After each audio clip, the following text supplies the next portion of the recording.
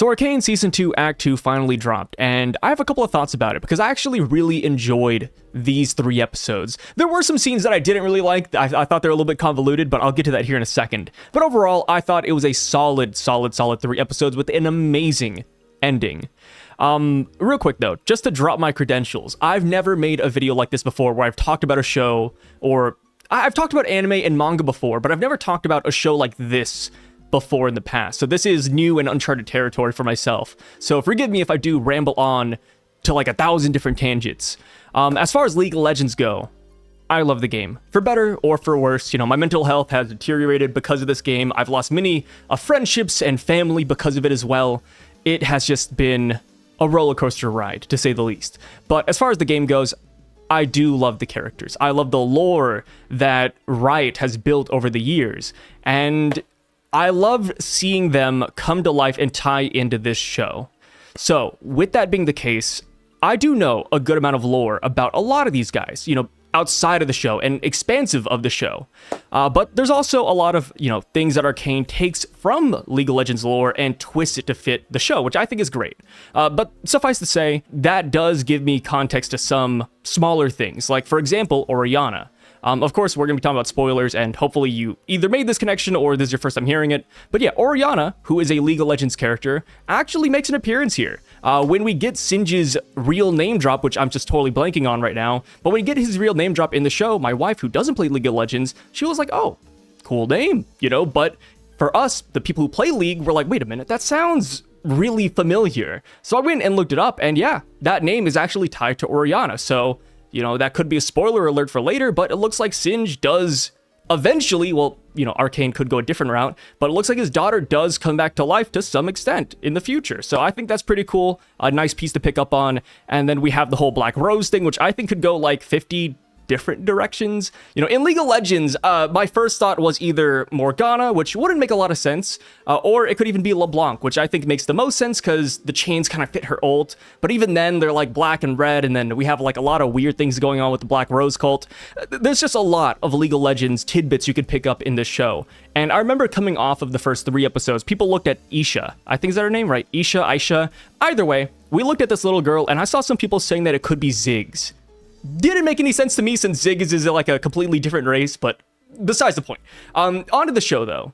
I thought these 3 episodes, like I said, were phenomenal, but I did think I'm trying to think about a really good way to phrase this, or a nice way to phrase it, but it kind of felt like it got wrapped up in itself at some points with all of the different plot points. Of course, it all came together on episode 6, and I was really happy about that, but I did start not enjoying the Jace and Victor segments, right? Jace was pivotal in the first season. I loved Jace. But in season 2, he's kind of fallen off a little bit, or at least we haven't really spent a lot of time with him, right? We saw him in the very beginning, and he was talking to Victor, and Victor came back to life, and then Victor's like, Jace, Hextech is amazing. And then he just walks off, and then Jace starts spiraling, right? He sees the Hextech, he gets infused with it to some extent, and then he just goes off the deep end. Of course, I love this plot point, and I love the shock factor of episode 6, but at the same time, we don't spend enough time with him in this second act to where it justifies what happens in the end, right? We see him in the beginning, we see him in the middle, and then we see him at the end. I feel like there's a lot of missing parts there, and you can never really guess what he's going to do. Like when he showed up at the camp in episode 6, he was a wild card, right? Because you don't know where his head's at. Like one minute he's like, I'm gonna shoot these people. Let me talk to Victor. I'm gonna shoot Victor. Like it's so wild how that happens. And I think that's kind of the point of not spending too much time with Jace, It's hard to get a grasp on his character because I don't think you're supposed to. He's supposed to be this unhinged lunatic because he had this unsuccessful marriage with Hextech. So I think that's kind of fine, but like I said, whenever he showed up on screen, I was like, he's what is he gonna do? He's gonna do this, he's gonna do that. Like, you can't really pin him down. And that's why I think I didn't enjoy it too much. And then, of course, we had all the scenes where Victor was going inside of Warwick and Vander's mind. And, when he's talking to Sky and all this Hextech things that are going around. And it's cool. It's cosmic. But at the same time, it's like, wait, what the hell is this? After those scenes, I'm like, wait, what is the takeaway here, right? Like, I don't really know. Like, even going through the segments where Victor had this montage of him traveling through Vander's mind. It's like, oh, this is cool, but like at the same time, he's just kind of walking, but he's like, oh, like doing this on a day-by-day basis. You know, it's just one of those things. I feel like in any show, regardless, like those scenes never really vibe with me personally, but either way, even though I didn't enjoy them, I thought they were absolutely beautiful. And I think that's the main thing about the show, right? Like this show is just beautifully done. And this might sound really stupid, but I do hop on Twitter after watching the show, and I love seeing all the little tidbits and pieces people bring up. Like, for example, just to show the artistic flair of the people who made the show, there's the scene where, you know, Vi comes down, she's following Singed, and then Caitlyn drops from the ceiling like Batman and starts beating her ass. And I was like, whoa, that's crazy. You know, Caitlyn's got some moves. But I did piece it together, even though it was like maybe 20 minutes beforehand, that she's using Ambessa's moves, right? Ambessa beat Caitlyn with those moves, and boom, Caitlyn is using those exact same moves to beat Vi. I thought that was beautiful. And as far as Caitlyn goes, I think, okay, hot take. After the first arc, and even through season 1, I'm a big Caitlyn fan. You know, hey, people calling her toxic, you know, people are saying they don't like Caitlyn, she betrayed Vi. I'm not on that side. I've liked Caitlyn through and through. I have warped my mind to justify every single one of her actions. I was with her. I was like, hey, you know, at arc 1, I was like, yo, shoot the kid, you know, shoot the kid, shoot Jinx, just get this over with. But besides the point, I love that Caitlyn crumbled like a piece of paper, like dust in the wind. The minute Vi said, hey, my dad is this crazy monster in the camp, dude, Caitlyn was done. Which, you know, they tried to hype you up or like scare you a little bit, like, oh my god, you know, Caitlyn captured Vi, what's happening? She's turning her into Ambessa. But at the same time, it's like, no, guys. We know what's happening here. Like, Caitlyn has been wanting Vi for the longest time. Like, even the whole, like, trick out in the beginning with Maddie, right?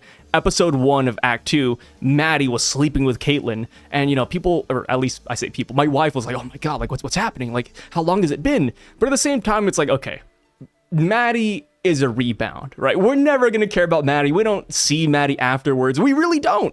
We see her in that beginning segment, and we never see her again. What happened to Maddie, y'all?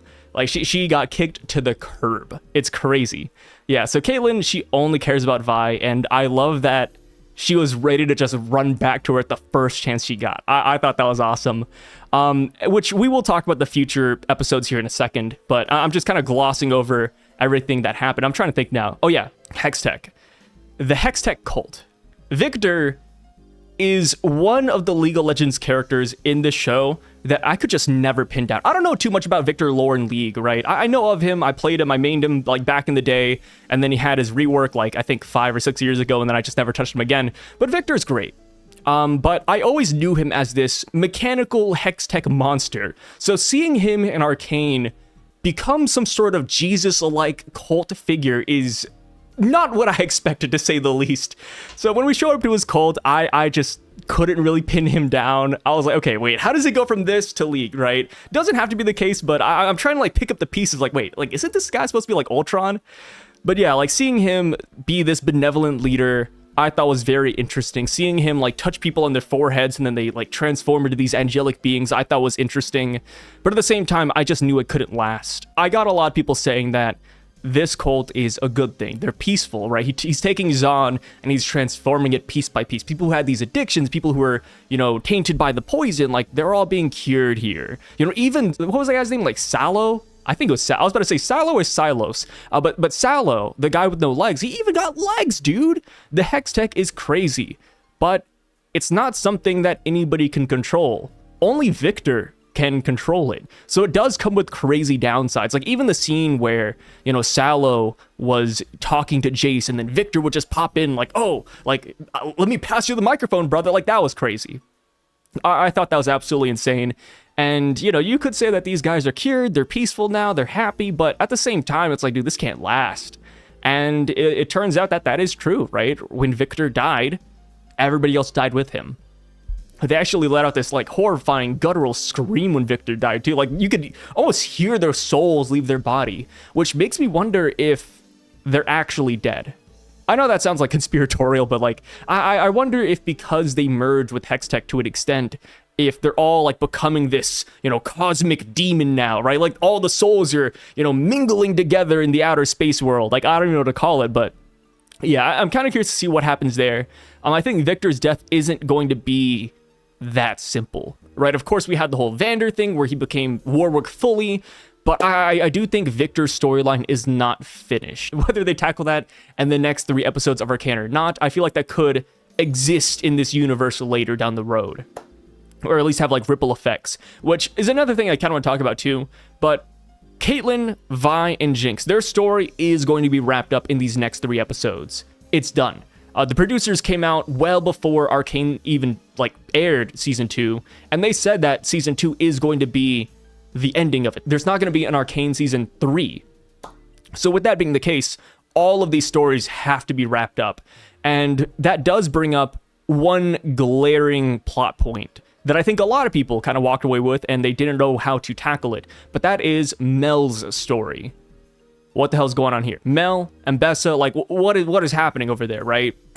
So Mel got kidnapped in Act 1. In Act 2, we find out that she's in this weird, like, dungeon. And, you know, you see this rose in the sky. Like, the first thoughts, you know, as a League of Legends player, I thought Jin might have something to do with this, right? Because he's, like, the rose artist guy. And then when Kino came up, he was talking about art a little bit. And I was like, holy crap, like, is this Jin?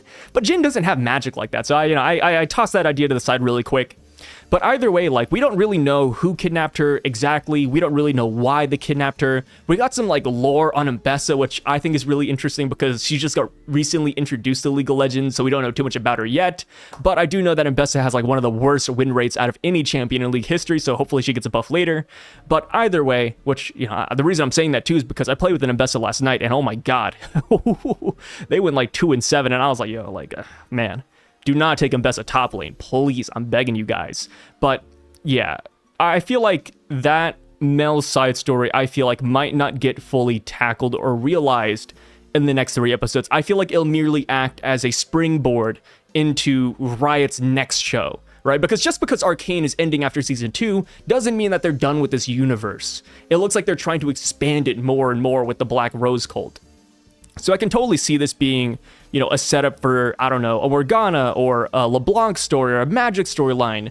I know people are really tired of it, but, you know, we could even go to the Shadow Isles. Is it the Shadow Isles? I watch too many shows. Let me see. League of Legends, Shadow Isles. Yeah, okay, it is Shadow Isles. There we go. But yeah, like there's so many ways we could go with this story, and I just hope that it's not just a side plot line. Like, I hope it's a proper springboard. You know, when you think of like a springboard, you think of like a mattress, right? Imagine a mattress with only like 1 or 2 springs. That would hurt your back. Like, it wouldn't make any sense. It's just not a good mattress at the end of the day. That's why I hope that they take Mel's storyline and actually give it somewhat of a finite ending or somewhat of a conclusion by the end of these next 3 episodes. That's all I'm really hoping for. And I will admit, this show has taken the Hextech storyline, which I thought was completely besides the Caitlyn, Vi, and Jinx thing, and they managed to perfectly entangle it with Victor and Jace. So I'm not too worried. I think the storytelling has been phenomenal so far. Everything is being connected in really smart ways. And yeah, like, those are my thoughts on the main plot points. But now, as far as the characters go, I gotta say this, bro, but I was really, really enticed by Mbessa. I thought she was phenomenal. I love how, you know, she admits to, like, manipulating Caitlyn, like, hey, I don't need you, like, Caitlyn has to do this, Caitlyn has to do that. She's willing to make these, like, underhanded deals with Singed. I just love that, you know, we're seeing Noxus in this light, because that's what Noxus really is, right? So I'm curious to see if next season, or, you know, past Arcane, if we will see more of Noxus, because Mbessa also has a crazy storyline that we don't know too much about. Like, we learned that she had another child, and that child is very special, and that's who the cult's really after. Or maybe that's who the cult really is. Like, there's a lot of weirdness around her still. But so far, I think she's a fine addition. You know, speaking of additions as well, I really like how they brought back Vander into the story. At first, I was kind of worried, like, you know, we already dealt with the dead dad thing in season 1, so I was afraid of tackling it again in season 2 because it would get a little bit repetitive. Turns out it's not that repetitive, mainly because he is like this perfect mix of Warwick and Vander, right? Is he the beast or is he the man? And, you know, with episode 6's conclusion, he's really just going to become Warwick, right? I think all aspects of Vander are going to be lost in the next couple of episodes, and I think that's perfect. You know, we kind of watched Jinx make a comeback in these last 3 episodes. only for it to be all ripped away when she loses Vander and when she loses Aisha, which I think is going to be massive. On to Aisha's sacrifice. Never in my life have I seen a character that has been designed to die so obviously. The minute we saw her in season 2, I was like, yo, she's dead. You know, my mindset was that either Aisha's going to die and then Jinx is going to go crazy and die later, or Jinx is going to die and then Aisha is just going to die afterwards trying to defend her honor, or she'll become like this next main character in a different series. Turns out it was the former, you know. Aisha died and now I think Jinx is just going to go crazy again, which is going to be really interesting to like see, because Aisha really has grounded Jinx in this whole season. Right, I think there was like one cinematic while Aisha was running where we get these nice like watercolor spreads, and we got like Aisha and Jinx playing with the little beetles again, and you see it all in a flashback, and Jinx has like red eyes, and then all of a sudden Aisha hops in and it's blue eyes, and it's like, oh shit, she's bringing back powder, guys, she's doing it. It even gets to the point where like, I forgot who does it, but somebody calls her powder. Was it? No, it wasn't Van. I'm sorry, I have short-term memory loss now. But somebody calls her powder, and Jinx doesn't like immediately dismiss it. Oh yeah, it was Victor. It was Victor. You know, V&V, Victor, Vander. But yeah, Victor calls her powder, and she kind of like, you know, she kind of scoffs a little bit. She makes a little snarky remark, but she doesn't like hate the name, you know, because back in the day, she's like, oh, you finally got the name right. You know, I'm not powder anymore. But, you know, this time she kind of accepts it because she's getting her family back, right? She's getting her humanity back. But now it's all being ripped away again. And yeah, she's going to lose it. Which, you know, ties back to what I said earlier, where Arcane is going to be over in these next 3 episodes. We're not going to be tackling Zaun and Piltover anymore. So I do think there is going to be a finite conclusion. And I do wonder if League or Riot has the balls to actually kill Jinx. We killed Victor in this last episode, but even with Victor, he's so infused into the, you know, cosmic space in Hextech that I don't even know if he's exactly dead. Right, because like I said, when I think of Victor, I think of this Ultron mechanical monster, and we didn't really get that in Arcane. So in my mind, there is like this weird reality where Victor does come back to life to some extent, and he's more mechanical. Does that have to happen? No, but you know, like I said, it's just something that's living in my mind. So with Victor, I'm still kind of really mixed on, but for Jinx, I think Jinx's death could be what cements the end of Arcane, and I think it would be really good as well. I'm kind of curious to see how that would even go down. Oh yeah, speaking of death, Warwick. Because we end off with Warwick fighting all these soldiers. He's getting stabbed like a bajillion times in the back with spears, and then we also have Aisha blowing herself up, you know, right next to Warwick. What happened? Is Warwick going to survive this? I think he is. I don't think the Warwick plotline is completely done yet, right? Because the Noxan army, they want to use him as a war machine, right? We haven't seen what 100% Warwick even looks like. We have this weird amalgamation of Vander and Warwick. So I am curious to see what happens when he's just fully beast. And of course, we have the whole thing with Singe, where he wants to like use Warwick as an experiment to help save his daughter. So I feel like there are more takeaways from Warwick being alive than just dying at the end of this episode. I think what happened is that with Aisha blowing up the bomb, she pretty much got rid of anything that's left of Vander. And plus, we have to remember that, in the game, Warwick's kind of a tank, right? Hard to kill the guy. Which, I gotta say, it's kind of funny seeing, like, the League of Legends skills come out in this show. Like, you got Vi with the E and the power gauntlets, and then you also have Warwick with the blood scent, and then you even have him killing... Does he kill Richter? Yeah, he kills Richter. Where Warwick, like, jumps on him and starts hitting him like this. I was like, yo, dude, he's ulting. But yeah... a lot of great scenes overall, man. One thing that I was a little bit disappointed in, and it's because, like I said, I'm a big fan of Mbessa, but Mbessa, she gets cooked. I have never seen a character with so much aura and authority get cooked so easily over and over and over again. It's actually a little bit embarrassing, to be honest. Like, Mbessa looks great when she's training with Caitlyn, right? Like, here's the 3 lessons, and I got one more for you. It's sacrifice. Like, I was like, oh, shoot, dude, Mbessa's awesome. But she also lost to Warwick in the very beginning. Yeah, she got jumped. She didn't know what this thing was. Fine. But and then with the whole thing against Vi, I was hoping for more of like a spectacle. But Vi literally pops out of the cuffs. She dodges an attack. Boom, here's an electricity net, and Mbessa's down again. Like, Mbessa, in my opinion, just can't catch a break. And then, even with the whole Mel thing, like, I feel like Mbessa needs some W's. Please, some one W, all I'm asking for. Give us something with Mbessa, and then buff her in League of Legends because she's ass.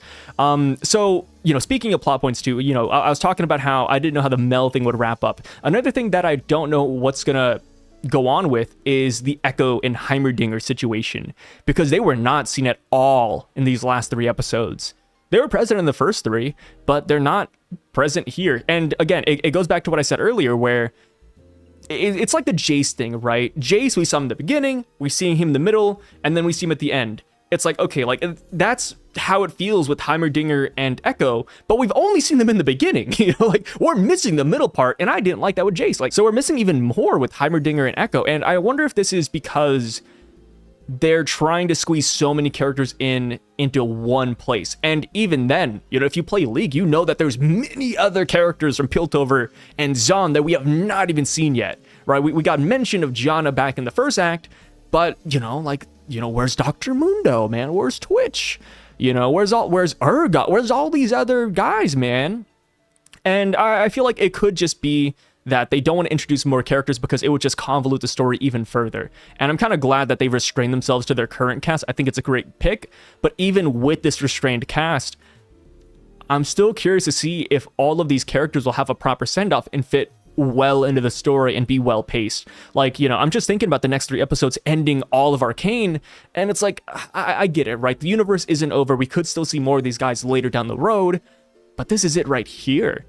Like, will these next 3 episodes give Caitlyn, Vi, Jinx, Mbessa, maybe Mel, you know, Jace, maybe Victor if he's still alive or doing things, Warwick, you know, Heimerdinger, Echo, like, will it give these guys proper send-offs, you know, for another 2-3 years until we get like their next series? Like, I'm not too sure. But yeah, overall though, like I said, I thought this was awesome. I thought it was great. It was really funny seeing like the people get tossed into prison cells, which I know sounds a little bit effed up, but, you know, like, these guys showed up to like a Jinx rally, and then they were like kind of shocked when they got arrested. And I'm like, guys, if you don't want to get arrested, don't paint your hair freaking blue. Like, dude, shave your head, or, you know, do something, man. Like, I remember when I think it was like the beginning of episode 1 of Act 2, Richter like pulls this guy's hood back and he has blue hair and he just automatically arrests him. It's like, dude, if I saw that, I just cut my hair off for, like, you know, not wear blue. Like, why do you have to be, you know, this prominent Jinx supporter? And it's funny seeing that they're huge Jinx supporters when they don't really talk to Jinx when she's there. They just like pat her on like, Jinx frees them from prison and she's their hero, and they're just like doing the Superman thing where they're like, you know, like patting her on the shoulder. I thought that was hilarious. But I'm trying to think, did I go through everything? Prison scene, yeah. Jinx, like, you know, she got made fun of with the pants and stuff. I thought that was funny. The Caitlyn and Vi stuff, absolutely loved it. I'm a big fan of Caitlyn and Vi. Hopefully they make up. Oh yeah, Vi and her like little outrage where she was at the bar and just beating people up and fighting for money. I thought that was pretty cool. Of course, I think it would have been a little bit better. You know, this is going to be ironic for me because I always look at spoilers, but I think it would have been a little bit more impactful if it wasn't in the trailer, 1-for-1. Like, if you watch the Arcane Season 2 trailers, they literally show you that entire segment in the trailer with the same music and everything. So it's like, okay, you know, I got spoiled on that. So watching that, I was like, I've seen it before, man. I don't know. You know, minor complaint. Oh yeah, we had the whole thing with Vi and Jinx finally seeing Vander again. I thought that was really wholesome. Kind of like a meme where like Jinx was sitting on the side watching like her sister and dad fight. She's like, oh, like, who do I shoot? What's going on? I thought it was really wholesome when Vi, like, you know, dropped the gauntlets and then just gave him a hug. I thought it was a really epic shot, bro. Like, the minute where you don't know if Vi's gonna fight or not, but like she's lowering her hands a little bit, Warwick's coming at her. I thought it was a great scene. Also, we got to see Jinx and Vi's mom. Yeah, she looked like Jinx, bro. And I was kind of curious to see like how that would go down, but, you know, Vi got born first and then Jinx got born after, and you kind of see that when I think Victor was going through Vander's mind. I thought that was pretty awesome as well, and I kind of laughed a little bit. You know, I you know, got some dark humor here, but when they were talking about fixing up Zon, they're like, oh, like, we're gonna fix the underbelly, right? Like, you got Vander, Silco, and the mom all sitting there, and I was like, man, how'd that turn out, dude? Dude, by the time we hit Arcane Season 1, this place is a hellhole. Dude, people are, you know, hooked up on Shimmer. You know, Silco's running some gangs. You know, like the checks and balances system they had working, or like thinking of back then, it did not pan out for shit, bro. But yeah, overall, I thought these 3 episodes were fantastic, beautifully animated. Of course, art style was phenomenal. Love the music as always. And yeah, that's pretty much all my thoughts. If you guys have anything you want to add to this, if you have like a more concrete answer as to who kidnapped Mel, let me know down below. Because like I said, I'm like teetering on Morgana, teetering on LeBlanc. I think LeBlanc makes the most sense, but of course, when I think of roses and blackness, I do think of Morgana a little bit more. I think the rose thing is still really interesting though. Like I do get like hints of Jin, but Jin just would not make any sense here whatsoever. And yeah, with that being said though, guys, I'll catch you guys later for the next 3 episodes. My name is Sai, and I'm signing out. Peace.